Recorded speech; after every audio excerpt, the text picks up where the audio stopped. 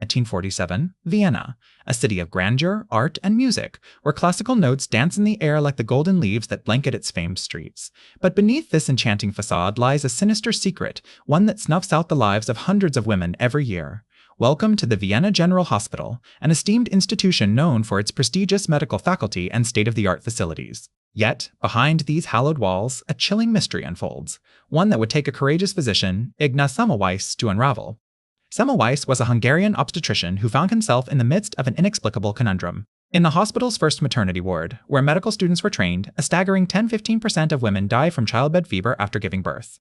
Meanwhile, in the second maternity ward, staffed by midwives with no formal medical education, mortality rates were significantly lower, averaging just 1–2%. What could possibly account for such a stark disparity? In an era when doctors prided themselves on their scientific prowess and cutting-edge knowledge, the answer proved elusive. The esteemed physicians of Vienna General Hospital found themselves baffled and frustrated by this maddening enigma. That is, until Ignaz Semmelweis stumbled upon a peculiar pattern that would ultimately set the stage for one of history's greatest medical controversies. Semmelweis observed that women who delivered their babies in the first maternity ward were often attended by medical students who had just come from performing autopsies on those same childbed fever victims. Conversely, midwives in the second maternity ward had no such contact with corpses prior to delivering babies. This seemingly innocuous observation led Semmelweis to a shocking hypothesis. Could the deadly childbed fever be transmitted through some unseen, invisible substance carried on the hands of these medical students? To test his theory, Semmelweis implemented a simple yet revolutionary procedure in the first maternity ward. He instructed medical students to wash their hands with a chlorinated lime solution before attending to pregnant women. The results were nothing short of astounding. Within months, mortality rates in the first maternity ward plummeted from 10–15% to just 1–2%, mirroring those in the second maternity ward. Yet, rather than being hailed as a hero, Semmelweis found himself ostracized and ridiculed by his colleagues. His findings flew in the face of established medical beliefs, which held that diseases were caused by bad air or some unknown intangible force. The idea that something as mundane as unwashed hands could spread such a lethal infection was not only preposterous, but also deeply offensive to the egos of these learned men. Faced with mounting hostility and professional isolation, Semmelweis's mental health began to deteriorate. In 1865, he was committed to an asylum in Vienna, where he was tragically beaten by guards and died just 2 weeks later. It would take decades for his life-saving work to be fully recognized and embraced by the medical community. Today, Ignaz Semmelweis is rightly hailed as the father of infection control, and his legacy continues to save countless lives around the world. But his tragic story also serves as a stark reminder of the dangers of hubris and closed-mindedness in science, a cautionary tale that remains as relevant today as it was in 19th century Vienna. For despite our many advances, there is still much about the natural world that eludes us, leaving ample room for mystery, intrigue, and discovery. 1804–1846, Vienna General Hospital. A grim reality looms in the maternity wards. Pregnant women dread giving birth there, as 1 in 10 die from childbed fever. Meanwhile, across the Channel in London, a cholera outbreak is raging. Dr. John Snow, a British physician, maps out the cases and makes a groundbreaking discovery. Cholera is spread through contaminated water, not bad air as previously believed. This insight leads to the understanding that diseases can be transmitted via tiny organisms, sparking a new theory of disease. Ignaz Semmelweis, an Hungarian physician working at Vienna General Hospital, takes note. He begins to suspect that childbed fever might also be caused by some sort of infection, and not simply a consequence of giving birth. The tragic loss of his friend, fellow Dr. Jakob Kolečka, after an autopsy, further fuels Semmelweis's curiosity. His friend's death was eerily similar to the symptoms observed in women who die from childbed fever. Semmelweis hypothesizes that cadaverous particles could be transmitted from the autopsy room to the maternity ward, infecting mothers during childbirth. To test his theory, he introduces a mandatory hand-washing protocol using a chlorinated lime solution for doctors and medical students before examining pregnant women. The results are astonishing. Mortality rates in his ward plummet from nearly 10% to just over 1%. But how could these cadaverous particles be the culprit?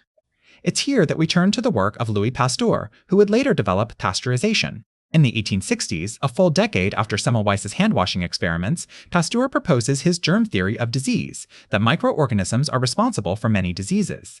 This idea challenges the miasma theory, which held that diseases were caused by bad air. Semmelweis, unfortunately, would not live to see Pasteur's work or have his own contributions fully recognized. His insistence on hand-washing was met with skepticism and even hostility from much of the medical community. Semmelweis's erratic behavior and inability to adequately explain the mechanism behind his hypothesis further isolated him. In 1865, he is committed to an asylum where he dies just 2 weeks later, a victim of the very disease he sought to understand and combat. Today, Semmelweis's legacy lives on due to the eponymous Semmelweis reflex, which describes the knee-jerk rejection of new scientific ideas.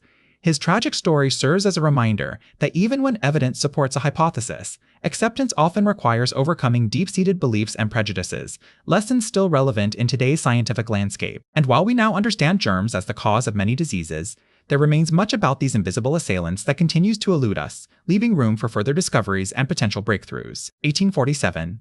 A Viennese hospital. Ignaz Semmelweis, a respected obstetrician, notices a troubling pattern. Childbed fever, a deadly infection, is rampant among mothers who deliver their babies in the hands of medical students, fresh from dissecting cadavers. In stark contrast, mothers delivered by midwives, who have no contact with corpses, show significantly lower rates of this lethal affliction. This simple yet crucial observation would set Semmelweis on a collision course with the established medical community and lead to one of history's most tragic suppression of scientific progress. Semmelweis introduces a revolutionary procedure, hand-washing with chlorinated lime solution before delivering babies. The results are staggering. Childbed fever rates in his ward plummet by 90%. Yet, instead of being hailed as a groundbreaking pioneer, Semmelweis is met with skepticism and outright hostility from the medical community. His peers, unable to grasp the concept that something as simple as hand-washing could prevent such a deadly infection, dismiss his findings as unscientific quackery. The prestigious Vienna General Hospital, where Semmelweis works, becomes the epicenter of this heated debate. The hospital's director, a powerful figure in the medical world, not only refuses to implement hand-washing but actively undermines Semmelweis' efforts. He even forbids the use of chlorinated lime solution in the entire obstetrics department. Despite mounting evidence supporting Semmelweis' theory, the medical establishment clings to long-held beliefs and traditions, stubbornly refusing to accept this seemingly mundane yet powerful preventative measure. Arrogance fuels their skepticism, as they view themselves above reproach and incapable of errors in judgment or practice. Semmelweis' frustration grows as he witnesses countless mothers succumbing to childbed fever unnecessarily. In response, he pens an impassioned letter to fellow obstetricians across Europe, urging them to adopt hand-washing. The reaction is anything but supportive. His colleagues accuse him of being insubordinate and disrespectful, further alienating him from the very community he seeks to enlighten. In 1850, Semmelweis relocates to Budapest, hoping to find a more receptive audience. Unfortunately, his reception there mirrors that of Vienna. Frustrated and disillusioned, Semmelweis slips into despair and paranoia. In 1865, he is committed to an asylum, where he dies just 2 weeks later after suffering severe beatings from the guards. The tragic downfall of Ignaz Semmelweis serves as a stark reminder of how deeply ingrained beliefs and prejudices can hinder scientific progress. It took decades for his teachings to gain widespread acceptance, during which countless mothers needlessly lost their lives. Even today, with the benefit of hindsight, it's impossible not to wonder how many lives could have been saved had the medical community embraced Semmelweis' findings sooner. As we delve deeper into the mysteries surrounding germs and diseases, let us remember the lessons from Ignaz Semmelweis, that humility, open-mindedness, and a commitment to rigorous scientific inquiry are essential for true progress. And as we continue to grapple with invisible assailants, may we always remain vigilant against the dangers of arrogance and skepticism, lest history repeats itself. The story of Ignaz Semmelweis is a chilling reminder of how even the most transformative scientific discoveries can be suppressed by powerful establishments. A Hungarian physician working in Vienna's General Hospital in the mid-19th century, Semmelweis made a groundbreaking observation: doctors' unwashed hands were spreading childbed fever among new mothers. This simple yet revolutionary insight could have saved countless lives, but instead, it was met with hostility and ridicule by the medical community. Semmelweis' findings threatened the status quo of established physicians who saw his theory as an affront to their authority. His insistence on hand-washing clashed with the prevailing miasma theory that attributed diseases to bad air. This professional rivalry between Semmelweis and his contemporaries created a toxic environment where progress was stifled. Moreover, the political climate of the time also played a significant role in suppressing Semmelweis' work. In the Austrian Empire, medicine was highly centralized under the control of a few elite figures. These power brokers had vested interest in maintaining the existing order and saw Semmelweis as a disruptor. As a result, they used their influence to discredit his research and silence him. But perhaps the most potent factor behind the suppression of Semmelweis' findings was fear. Fear of change, fear of admitting past mistakes, and fear of accountability. By accepting Semmelweis' theory, the medical community would have had to acknowledge their role in causing unnecessary deaths. This psychological barrier proved too steep for many doctors to overcome, leading them to reject Semmelweis' work outright. In 1865, overwhelmed by professional rejection and personal tragedy, Semmelweis was committed to an asylum where he died just weeks later. It wasn't until decades after his death that his ideas gained widespread acceptance, thanks largely to the pioneering work of Louis Pasteur and Joseph Lister. Today, Semmelweis' story serves as a cautionary tale about the dangers of closed-mindedness, arrogance, and fear within the scientific community. It reminds us that true progress often requires challenging prevailing beliefs and overcoming resistance from powerful institutions. And most importantly, it underscores the critical role of open-mindedness, humility, and rigorous scientific inquiry in advancing human knowledge. As we navigate through our own invisible battles against germs and diseases, let us remember Ignaz Semmelweis' legacy and strive to uphold the values he embodied. Only then can we hope to avoid repeating the mistakes of the past and truly advance the frontiers of science. In the annals of medical history, few stories resonate with such profound implications as that of Ignaz Semmelweis. A Hungarian physician working in Vienna's General Hospital during the mid-19th century, he was among the first to make the connection between hand-washing and prevention of childbed fever, a scourge that claimed countless lives. Today, his findings are universally accepted and implemented in every healthcare facility worldwide. Yet, in his time, Semmelweis' ideas were met with hostility and ridicule, leading to his untimely demise. His tragic tale serves as a stark reminder of the importance of scientific rigor, humility, and persistence in the face of adversity. Semmelweis' downfall began when he published his findings in 1847, suggesting that doctors should wash their hands to prevent the spread of disease. His theory was based on meticulous observation and data collection, but it flew in the face of accepted medical practices of the day. Doctors were offended by the implication that they could be carriers of disease, leading to widespread rejection of Semmelweis' work. In 1865, worn down by relentless opposition and suffering from mental exhaustion, Semmelweis was committed to an asylum. There, he received brutal treatment and died just 2 weeks later, under circumstances that remain unclear to this day. Many speculate that his death was directly related to the mistreatment he suffered in the asylum. The aftermath of Semmelweis' death sent ripples through the scientific community. It took another decade for Louis Pasteur to develop his germ theory, providing a scientific framework that supported Semmelweis' observations. By then, however, Semmelweis had already passed away, leaving behind a legacy marred by controversy and unanswered questions.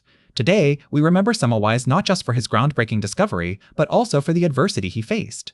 His story underscores the critical role of open-mindedness and humility in scientific progress. It's a chilling reminder that even when evidence points to a truth, human nature can resist change, sometimes with dire consequences. As we grapple with global health crises like COVID-19, Semmelweis' legacy looms large.